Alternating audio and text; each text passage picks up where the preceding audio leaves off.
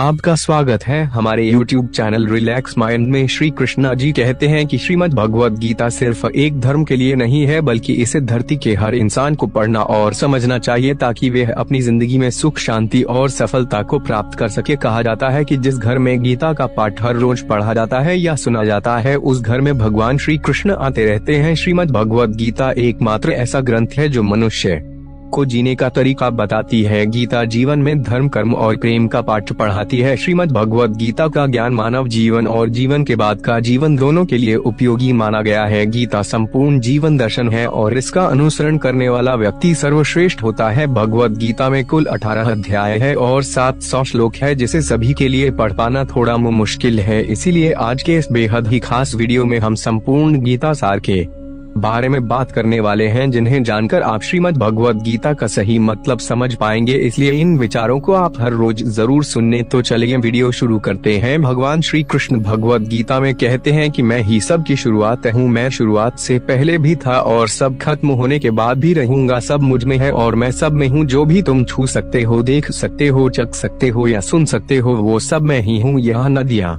पहाड़, सूरज, ग्रहण, चांद, सितारे सब मैंने बनाए हैं। मैंने ही भगवान, शैतान, राक्षस और इंसान बनाया। मैं सर्वव्यापी हूँ, सब में रहता हूँ। मैं ही ब्रह्मा बनकर सब बनाता हूँ और रुद्र बन के सब नष्ट कर देता हूँ। मृत्यु एक अटल सत्य है जिसे कभी बदला नहीं जा सकता है। इस संसार का जब से निर्माण हुआ है तब से जन्म मृत्यु का चक्र चलता आ रहा है। जिस प्रकार मनुष्य अपने पुराने वस्त्रों को त्याग कर नए वस्त्र धारण करता है, ठीक उसी प्रकार आत्मा पुराने व्यर्थ शरीर को त्याग कर हर नए शरीर को धारण करती है। यह प्रकृति का नियम है। इस सत्य को स्वीकार करके भयमुक्त होकर आज में जीना चाहिए। ज्ञानी व्यक्ति ना तो मरने वाले का शौक करते हैं और ना ही उनका शौक करते हैं जो अभी जिंदा है, क्योंकि वे जानते हैं जो मर गया वे फिर से जन्म लेगा और जो जिंदा है वे एक दिन जरूर मरेगा। भगवान श्री कृष्ण कहते हैं, जिस प्रकार प्रकाश की ज्योति अंधेरे में चमकती है, ठीक उसी प्रकार सत्य भी चमकता है। इसलिए मनुष्य को हमेशा सत्य की राह पर चलना चाहिए। हमेशा शक करने वाला व्यक्ति कभी शांति प्राप्त नहीं कर पाता है। इसलिए संदेह करने से बच्चे, अधिक संदेह करने से मन की शांति भंग हो जाती है और व्यक्ति भ्रमित होकर अपने संबंधों को नष्ट कर डालता है। तन की सुंदरता मन को आकर्षित करती है, जबकि स्वभाव की सुंदरता हृदय को आकर्षित करती है। इसीलिए मनुष्य का स्वभाव हमेशा निर्मल होना चाहिए। कौन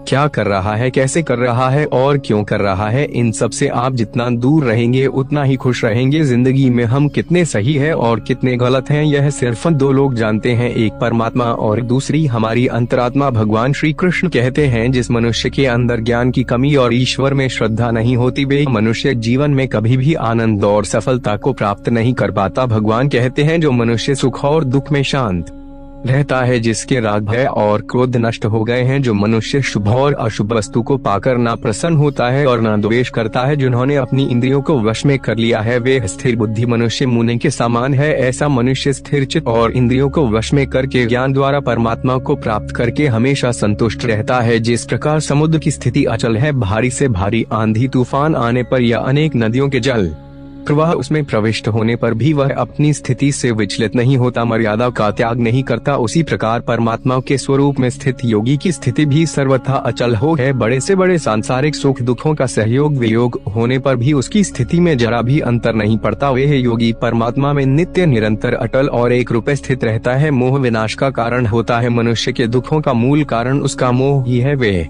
जितना अधिक मोह करेगा उतना ही अधिक कष्ट भी भोगे। पछतावा अतीत नहीं बदल सकता और चिंता भविष्य नहीं संवार सकती। इसलिए वर्तमान का आनंद लेना ही जीवन का सच्चा सुख है। श्री कृष्ण कहते हैं, जो तुम्हारा साथ देता है तुम उसका साथ दो, जो तुम्हें धोखा देता है तुम उसे त्याग दो। जिस जगह आपका सम्मान नहीं हो वहाँ पर कभी जाना नहीं चाहिए, वरना लोग आपको कमजोर और बेवकूफ समझेंगे। जहाँ बारिश न हो वहाँ फसल खराब हो जाती है और जहाँ संस्कार ना हो वहाँ नस्ल भी खराब हो जाती है। जो लोग यह कहते हैं मेरे पास वक्त नहीं है, असल में उनके खास रिश्तों की गिनती में आपका नाम ही नहीं है। बात इतनी मधुर रखो कि कभी वापस भी लेनी पड़े तो आपको कड़वी ना लगे। खुद में थोड़ा स्वाभिमान होना जरूरी है, वरना लोग आपको वहाँ भी दबाने की कोशिश करेंगे जहाँ आपका अधिकार है। श्रेष्ठ पुरुष जैसा आचरण करता है अन्य पुरुष भी वैसा ही आचरण करते हैं। वे जो कुछ प्रमाण देता है। समस्त मनुष्य समुदाय उसी के पद चिन्हों पर अपने रास्ते चुनता है, इसलिए सज्जन व्यक्तियों को सदैव अच्छा व्यवहार करना चाहिए। जो मनुष्य ईश्वर में श्रद्धा नहीं रखते वे अज्ञानी मनुष्य जीवन में कभी भी सुख शांति और सफलता को प्राप्त नहीं कर पाते। ऐसे मनुष्य की बुद्धि विपरीत हो जाती है, वे लौकिक और पारलौकिक सब प्रकार के सुख साधनों को विपरीत ही समझने लगते हैं। इसी कारण वे विपरीत आचरण में प्रमत्त हो जाते हैं। इसके फलस्वरूप उनका इस लोक में और परलोक में पतन हो जाता है। वे अपनी वर्तमान स्थिति से भी भ्रष्ट हो जाते हैं और मरने के बाद उनको अपने कर्मों का फल भोगने के लिए सूकर कुकर आदि नीच योनियों में जन्म लेना पड़ता है या घोर नरक में पड़कर भयानक यातनाएं भोगनी पड़ती हैं। भगवान श्री कृष्ण कहते हैं, जो मनुष्य अपने कर्तव्यों का पालन करते हुए विपरीत परिस्थितियों में भी अपने धर्म के मार्ग पर अडिग रहता है और उसके कारण अगर उसकी मृत्यु भी हो जाती है तो वह मृत्यु भी उसके लिए परम कल्याणकारक बन जाता है और उस मनुष्य को स्वर्ग की प्राप्ति होती है। जब तक तुम अपने आप से नहीं हार जाओ तब तक दुनिया की कोई ताकत तुम्हें हरा नहीं सकती है। कमजोर तुम नहीं, तुम्हारा वक्त है और वक्त सबका बदलता है। तुम बस अपना कर्म करते जाओ। जिसने कभी संकट नहीं देखा उसे अपनी ताकत का कभी एहसास नहीं होगा। जो दूसरों की तकलीफों को समझते हैं, जिनमें दया है, जो दिल से अच्छे हैं, उन्हें दोबारा जन्म नहीं लेना पड़ता है। किसी को कुछ देकर घमंड मत कर, क्या पता दे रहा है या पिछले जन्म का कर्ज चुका रहा है। घमंडी मनुष्य का वंश वैभव और प्रतिष्ठा तीनों ही चले जाते हैं। विश्वास न हो तो रावण, कौरव और कंस को देख लो। किसी पर विश्वास करना हो तो उनकी बातों पर नहीं, उनकी हरकतों पर ध्यान दो। गुस्से के वक्त थोड़ा रुक जाने से और गलती के वक्त थोड़ा झुक जाने से जिंदगी और भी आसान हो जाती है। भगवान श्री कृष्ण कहते हैं, जो मनुष्य मुझे जान लेता है वह जन्म मरण के बंधनों से मुक्त हो जाता है। जो मनुष्य भगवत गीता को पढ़कर उस पर अमल करता है उसके सारे दुष्कर्म का प्रभाव समाप्त हो जाता है। जो भाग्य में है वे भाग कर आएगा और जो भाग्य में नहीं है वे हाकर भी भाग जाएगा। भगवान श्री कृष्ण अर्जुन को समझाते हुए कहते हैं कि हे अर्जुन, मेरे और तुम्हारे बहुत से जन्म हो चुके हैं, उन सबको तू नहीं जानता, किंतु मैं जानता हूँ। मैं अजन्मा और अविनाशी हूँ। मैं समस्त प्राणियों का ईश्वर होते हुए भी अपनी प्रकृति को अधीन करके अपनी योग माया से प्रकट होता रहता हूँ। जब जब इस धरती पर धर्म की हानि और अधर्म की वृद्धि होती है तब तब अधर्म का विनाश और धर्म की पुनर्स्थापना हेतु मैं अपने एक नए रूप को रचता हूँ और लोगों के सम्मुख प्रकट होता रहता हूँ। मनुष्य मेरी जिस भी रूप की पूजा करते हैं मैं भी उनको उनकी भावना के अनुसार उसी रूप में दर्शन देता हूँ। मनुष्य जिस जिस भाव से मेरी उपासना करते हैं मैं उनके उस भाव का ही अनुसरण करता हूँ। जो मेरा चिंतन करता है उसका मैं चिंतन करता हूँ। जो मेरे लिए व्याकुल होता है उसके लिए मैं भी व्याकुल हो जाता हूँ। जो मुझे अपना सर्वस्व अर्पण कर देता है मैं भी उसे अपना सर्वस्व अर्पण कर देता हूँ। इस मनुष्य लोक में सांसारिक भोग के लिए लोग इंद्र आदि देवताओं की उपासना करते हैं, क्योंकि देवताओं का पूजन करने वालों को उनकी उपासना का फल तुरंत मिल जाता है, लेकिन मैं ऐसा नहीं करता हूँ। मेरे भक्त यदि सच्चे भाव से भी मेरा भजन करते हैं तो भी मैं उनकी उसी कामना को पूर्ण करता हूँ जिसकी पूर्ति से उनका विषयों से वैराग्य होकर मुझ में प्रेम और विश्वास बढ़ता है। इसीलिए सांसारिक मनुष्यों को मेरी भक्ति का फल शीघ्र मिलता हुआ नहीं दिखता है और इसलिए वे मंदबुद्धि मनुष्य कर्मों का फल शीघ्र प्राप्त करने की इच्छा से अन्य देवताओं का ही पूजन किया करते हैं। जैसे हवा के झोंके नाव को भटका देते हैं वैसे ही मनुष्य की इच्छाएं बुद्धि को भटका देती है। जो मनुष्य सुख और दुख में मान और अपमान में शांत रहता है वे मनुष्य मुझे अति प्रिय है। यह संसार मेरी ही माया है, यह संसार मुझसे ही उत्पन्न हुआ है। मैं ही इसका पालन पोषण करता हूँ और मैं ही इस सृष्टि का विनाश करता हूँ। मैं भूत वर्तमान और भविष्य के सभी प्राणियों को जानता हूँ, लेकिन वास्तविकता में मुझे कोई नहीं जानता। समझदार व्यक्ति जब संबंध निभाना बंद कर देता है तो समझ लेना चाहिए उसके आत्मसम्मान को कहीं न कहीं ठेस अवश्य पहुंची है। प्रेम सदैव माफी मांगना पसंद करता है और अहंकार सदैव माफी सुनना पसंद करता है। कर्म ही तुम्हारी पहचान है, वरना एक नाम के यहाँ हजारों इंसान है। अच्छे कर्म करने के बावजूद भी लोग केवल तुम्हारी बुराइयां ही याद रखेंगे, इसलिए लोग क्या कहते हैं इस पर कभी ध्यान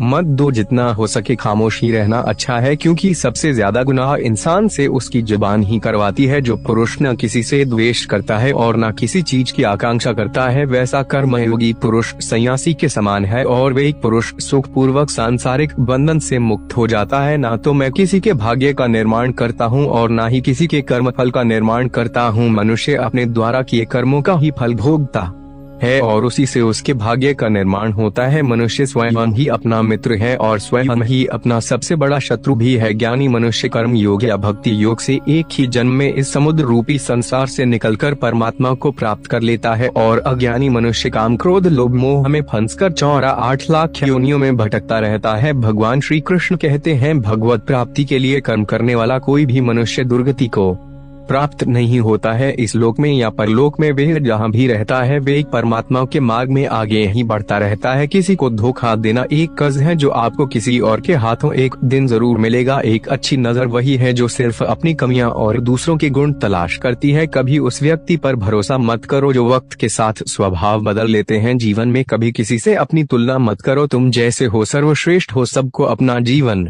बदलने के लिए समय मिलता है, परंतु समय बदलने के लिए दोबारा जीवन नहीं मिलता है। जो होने वाला है वे होकर रहता है और जो नहीं होने वाला है वे कभी नहीं होता। ऐसा निश्चय जिनकी बुद्धि में होता है उन्हें चिंता कभी नहीं सताती है। जिनकी बुद्धि माया ने हर ली है, जो जानबूझकर पाप कर्मों में ही लिप्त है, जो मुझे जानने की चेष्टा भी नहीं करते, ऐसे मनुष्य को जीवन में और जीवन के बाद के जीवन में भी कष्टों से मुक्ति नहीं मिल पाता है। जो मनुष्य अंतकाल में भी मुझको स्मरण करता हुआ शरीर त्याग है वह मेरे परम धाम को प्राप्त होता है, इसमें कोई संशय नहीं है। देवताओं को पूजने वाले देवताओं को प्राप्त होते हैं, पितरों को पूजने वाले पितरों को प्राप्त होते हैं, भूतों को पूजने वाले भूतों को प्राप्त होते हैं और मेरा पूजन करने वाले भक्त मुझको ही प्राप्त होते हैं। इसलिए मेरे भक्तों का पुनर्जन्म नहीं होता। जो कोई भक्त मेरे लिए प्रेम से पत्र पर फल जल आदि अर्पण करता है उस शुद्ध बुद्धि निष्काम प्रेमी भक्त का प्रेम पूर्वक अर्पण किया हुआ यह पत्र पुष्प में सद्गुण से प्रकट होकर प्रेम पूर्वक खाता हूँ। तू जो कर्म करता है, जो खाता है, जो हवन करता है, जो दान देता है और जो तप करता है वे सब मुझे अर्पण कर, मैं तुम्हें मुक्ति प्रदान करूंगा। मेरे लिए ना तो कोई प्रिय है और ना ही अप्रिय, परंतु जो भक्त मुझको प्रेम से भजते हैं वे हम मुझ में है और मैं उनमें हूँ। यदि कोई दुराचारी भी अनन्य भाव से मेरा भक्त बनकर मुझको भजता है तो वह पुरुष भी साधु के समान है, क्योंकि उसने भली भांति निश्चय कर लिया है कि परमेश्वर के भजन के समान अन्य कुछ भी नहीं है। स्त्री वैश्य शूद्र भूत 50 चांदा कोई भी हो, वह मेरी शरण में आकर परम गति को प्राप्त होते हैं। अच्छी नियत से किया गया काम कभी व्यर्थ नहीं जाता है और उसका फल आपको जरूर मिलता है। जीवन की सबसे बड़ी गलती वही होती है जिस गलती से हम कुछ सीख नहीं पाते हैं। तुम आज जो भी कर्म कर रहे हो उसका फल तुम्हें कल प्राप्त होगा और आज जो तुम्हारे पास है वे तुम्हारे द्वारा किए गए कर्मों का फल है। जो मनुष्य श्रद्धा भाव से मेरी भक्ति करता है मैं वो हर चीज देता हूँ जो उसके पास नहीं है, और जो उसके पास है मैं उसकी रक्षा भी करता हूँ। जीवन कठिन तब लगता है जब हम स्वयं में बदलाव करने के बजाय परिस्थितियों को बदलने का प्रयास करते हैं। रिश्ते चाहे कितने भी बुरे हो उन्हें कभी मत तोड़ना, क्योंकि पानी चाहे कितना भी गंदा हो प्यास नहीं तो आग तो बुझा ही देता है। मनुष्य को उस सुख का त्याग कर देना चाहिए जो किसी के दुख का कारण बनता है। जिस समय कोई समस्या जन्म लेती है उसके साथ उसका समाधान भी जन्म लेता है। हृदय से जो दिया जा सकता है वे हाथ से नहीं दिया जा सकता है और मौन से जो कहा जा सकता है वे शब्दों से नहीं कहा जा सकता है। चीजों की कीमत मिलने से पहले होती है और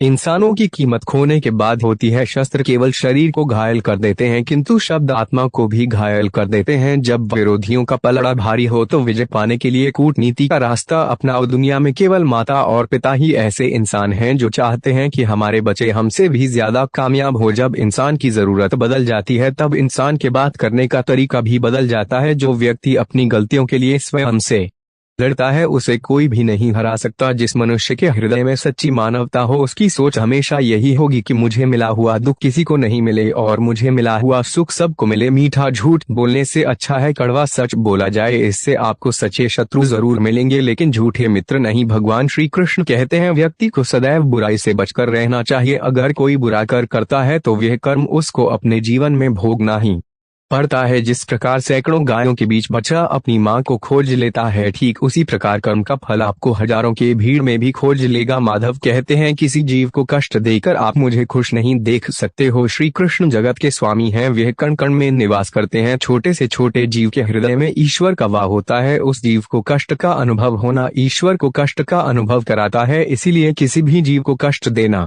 ईश्वर को कष्ट देने के समान है। केवल ज्ञान ही एक ऐसा अक्षय तत्व है जो कहीं भी किसी भी अवस्था में और किसी भी काल में मनुष्य का साथ नहीं छोड़ता। धरती पर जिस प्रकार मौसम में बदलाव आता है, ठीक उसी प्रकार जीवन में भी सुख दुख आता जाता रहता है। युद्ध हो या जीवन सफलता केवल 3 शस्त्रों से प्राप्त होती है, धर्म, धैर्य और साहस। कोई भी मनुष्य जन्म से नहीं बल्कि अपने कर्मों से महान बनता है। कुछ पाना है तो खुद पर भरोसा कीजिए, क्योंकि सहारे कितने भी सच्चे और अच्छे हो साथ छोड़ ही जाते हैं। मित्र गरीब है या अमीर मायने नहीं रखता, बल्कि वे आपके बुरे समय में आपका साथ कितना देता है यह मायने रखता है। धर्म चाहे जो भी हो, अच्छे इंसान बनो, हिसाब तुम्हारे कर्म का होगा, धर्म का नहीं। खुशी के लिए काम करोगे तो खुशी नहीं मिलेगी, लेकिन खुश होकर काम करोगे तो खुशी जरूर मिलेगी। जब आप दूसरों के लिए अच्छा चाहते हैं तो वही अच्छी चीजें आपके जीवन में वापस आती है। यही प्रकृति का नियम है। आपका मूल्य इससे तय नहीं होता कि आप क्या है, यह इससे तय होता है कि आप खुद को क्या बनाने की क्षमता रखते हैं। हंसता हुआ मन और हंसता हुआ चेहरा, यही सच्ची संपत्ति है। मनुष्य हमेशा अपने भाग्य को कोसता है, यह जानते हुए भी कि भाग्य से भी ऊंचा उसका कर्म है जो उसके स्वयं के हाथों में है। कमियां भले ही हजारों हो तुम में, लेकिन खुद पर विश्वास रखो कि तुम सबसे बेहतर करने का हुनर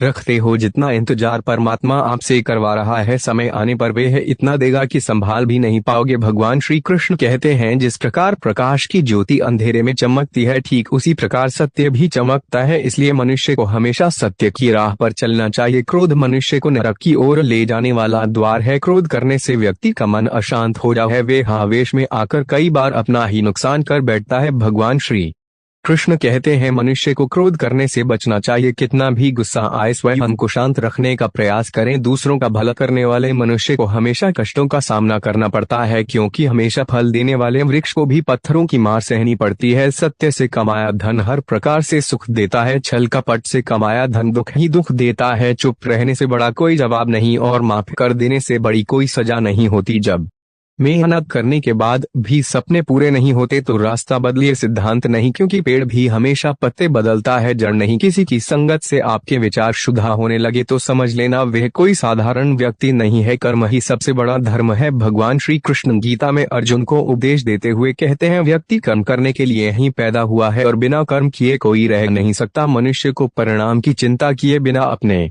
कर्तव्यों का पालन करना चाहिए। कृष्ण अपने भक्तों को कर्म का मार्ग दिखाते हुए कहते हैं, अपने कर्म समाज के प्रति और मानव कल्याण के प्रति केंद्रित करते हुए करो, बाकी फल की चिंता मत करो। उन सभी कर्मों को मुझे समर्पित करो। इस मार्ग को अपनाकर तुम मुझे प्राप्त कर सकते हो, मेरे प्रेम का भागीदार बन सकते हो। भगवान श्री कृष्ण कहते हैं, तुम्हारा क्या गया जो तुम रोते हो, तुम क्या लाए थे जो तुमने खो दिया, तुमने क्या पैदा किया था जो नष्ट हो गया, ना तुम कुछ लेकर आए जो लिया यहीं से लिया, जो दिया यहीं पर दिया, जो लिया इसी भगवान से लिया, जो दिया इसी को दिया। खाली हाथ आए खाली हाथ चले, जो आज तुम्हारा है कल किसी और का था, परसों किसी और का होगा, तुम इसे अपना समझकर मग्न हो रहे हो। बस यही प्रसन्नता तुम्हारे दुखों का कारण है। श्री कृष्ण कहते हैं, क्यों व्यर्थ चिंता करते हो, किससे व्यर्थ डरते हो, कौन तुम्हें मार सकता है। आत्मा ना पैदा होती है ना मरती है। दोस्तों, जीवन और मृत्यु भाग्य की बात है, इससे कहीं भी छिपा या बचा नहीं जा सकता। जब तक जिंदगी है तब तक कोई आपको मार नहीं सकता, लेकिन अगर मृत्यु निकट हो तो कोई कोशिश आपको बचा नहीं सकती। एक बार की बात है, एक कौवे की गरुड़ से दोस्ती हो गई। दोनों काफी समय साथ गुजारते थे। उनमें मित्रता इतनी गहरी हो गई थी कि आपस में कभी कोई बात नहीं छिपाते थे। एक दिन दोनों एक नदी के किनारे पेड़ पर बैठे बात कर रहे थे।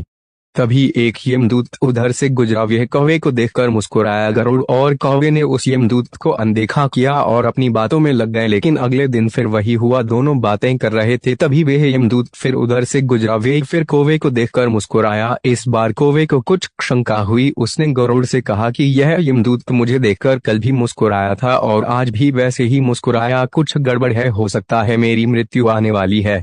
गरुड़ ने उसे समझाया कि ऐसा कुछ नहीं है, यह एक सहयोग भी हो सकता है, तुम चिंता मत करो। 2-3 दिन और ऐसे ही निकले। रोज यमदूत कौवे को देखकर मुस्कुराता। अब तो कौवे को यकीन हो गया कि निश्चित ही मेरी मौत नजदीक है। उसने गरुड़ से कहा, मित्र, मैं मरना नहीं चाहता, लेकिन यह यमदूत जरूर 1-2 दिन में मेरे प्राण निकाल कर ले जाएगा। यह रोज ही मुझे देखकर मुस्कुराता है। गरुड़ को भी लगा कि हो सकता है कौवे का शक सही हो। उसने कौवे को धैर्य बंधाया। गरुड़ ने कौवे से कहा, तुम चिंता मत करो मित्र, मैं तुम्हें यहाँ से इतनी दूर ले जाऊंगा कि यह यमदूत तुम्हें दिखाई ही न दे। गरुड़ ने कौवे को अपनी पीठ पर बैठाया और उस जंगल से हजारों किलोमीटर दूर कैलाश पर्वत पर ले गया। दोनों को अब यह डर नहीं रहा कि यहाँ कोई उन्हें परेशान कर सकता है, लेकिन वे जैसे ही कैलाश पर्वत पर पहुंचकर एक गुफा तक पहुंचे, वहां वे यमदूत पहले से ही मौजूद था। उसने कौवे को देखते ही उस पर पाश फेंक कर उसके प्राण निकाल लिए। गरुड़ देखता रह गया। उसने यमदूत से पूछा, तुमने इसे मारा क्यों? यमदूत ने कहा कि इसकी मौत इसी समय लिखी थी, इसलिए इसके निजी निकाल लिए। गरुड़ ने फिर पूछा, तो फिर तुम इसे देखकर उस जंगल में मुस्कुराते क्यों थे? इसे मारना ही था तो वहीं मार देते। यमदूत ने जवाब दिया, इसकी मौत कैलाश पर्वत पर ही लिखी थी, लेकिन 4-5 दिन पहले इसे उस जंगल में देखकर मुझे यह आश्चर्य हो रहा था कि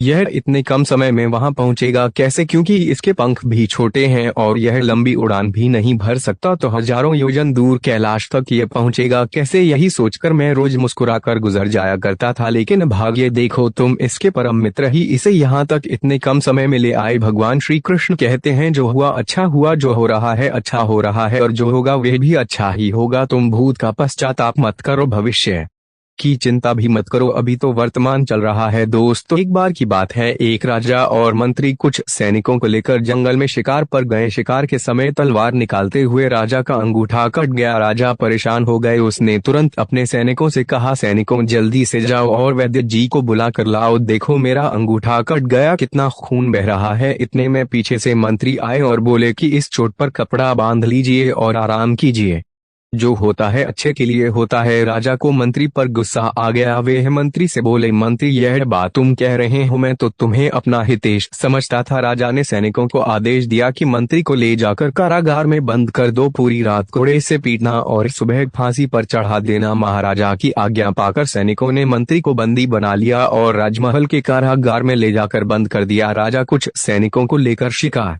के लिए फिर से जंगल में निकल गए और फिर कुछ समय बाद जंगल में तूफान आया, जिससे राजा अपने सैनिकों से बिछड़ गया। भटकते भटकते राजा भीलों के बस्ती में पहुंच गए, जिसे वहां के लोग उन्हें उठाकर ले गए और उनकी देवी के सामने जाकर बिठ दिया। पुजारी उसकी बलि चढ़ाने वाला ही था कि एक भील बोला, इसका तो अंगूठा कटा हुआ है, यह तो अशुद्ध है, हम इसकी बलि नहीं दे सकते। और उन्होंने इस तरह राजा को छोड़ दिया और राजा की जान बच गई। फिर चूंकि अब राजा को समझ में आया कि जो होता है अच्छे के लिए होता है, उसे याद आया कि आज सुबह मंत्री को फांसी लगने वाली है। वे भागा भागा